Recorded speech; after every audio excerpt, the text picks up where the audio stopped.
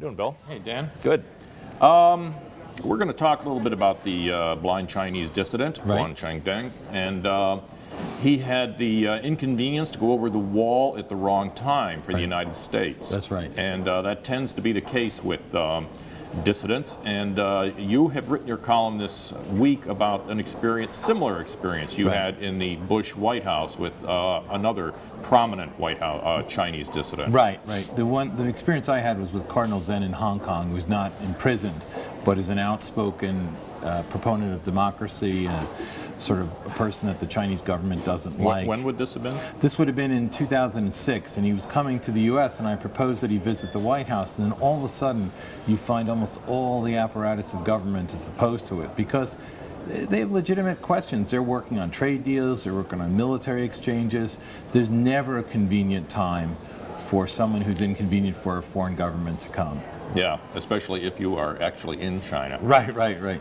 But another thing that you've raised in this column, Bill, is the reality of the Chinese government presiding over perhaps the world's second most important power. They have all of these global responsibilities now, and yet they're behaving in this kind of low-rent way with a single dissident. Obviously, there is some threat there to the system and the government, but nonetheless, the disparity between their importance and the low-class way they deal with people. A blind lawyer can bring these guys to their knees, and they're vulnerable because of their practices.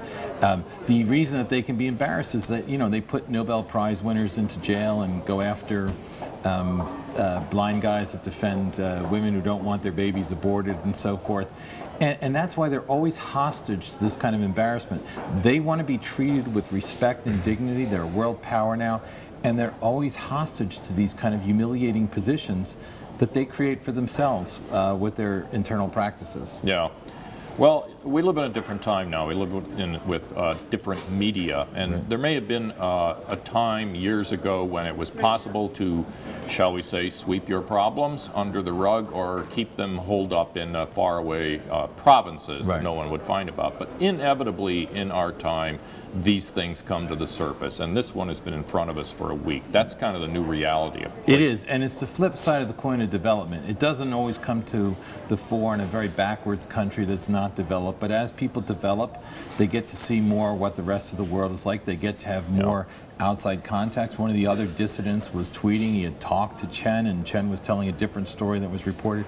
All this stuff comes together, and the Chinese government, if they want to be treated with respect, they're just going to have to change their practices. Otherwise, they're always going to be embarrassed. You know, when I was at the White House, President Hu came to the White House for a state visit, and it was very important for him to be seen as a world leader equal to the President of the United States.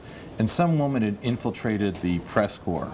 She was from the Falun Gong, and she got up and she started screaming something about the Falun Gong and, you know, your time is over and so forth. And it completely marred his visit, because here's the thing, people know it's true.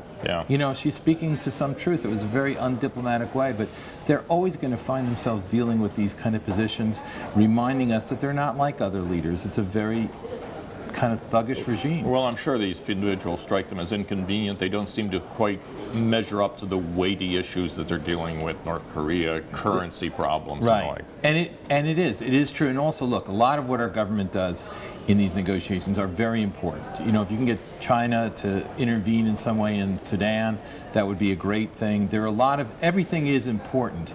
And the question is, do you put these people before or after that? But these people are always going to be inconvenient, but they remind us of priorities, you know, and it calls us to be our better selves. Yeah, good point, Bill. Thanks a lot.